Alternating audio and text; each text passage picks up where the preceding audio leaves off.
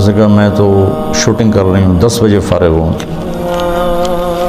میں نے کہا اچھا بیٹی جب فارغ ہو جاؤ نا پھر آ جانا، میں تیرا انتظار کروں. لاہور میں ایک لڑکی، بدنام زمانہ ہے، میں نے ایسے اس سے سلام دعا کر کر کر کر ماشاءاللہ 5 وقت نمازی بن گئی. تو وہ ایک جگہ شوٹنگ ہو رہی تھی، میں نے اسے فون کیا، میں نے کہا میں لاہور میں ہوں، مل سکتی ہو آ کے؟ اس نے کہا میں تو شوٹنگ کر رہی ہوں 10 بجے فارغ ہوں. میں نے کہا اچھا بیٹی جب فارغ ہو جاؤ نا پھر آ جانا، میں تیرا انتظار کروں، چاہے لیٹ بھی ہو تو آ جانا.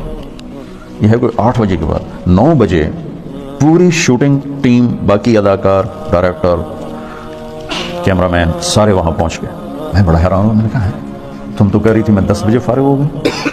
وہ کہنے کہ میں نے اپنے ڈائریکٹر سے کہا کہ مولانا طارق جمیل صاحب نے مجھے فون پہ کہا ہے کہ جب فارغ ہو تو آ کے مجھے مل جانا.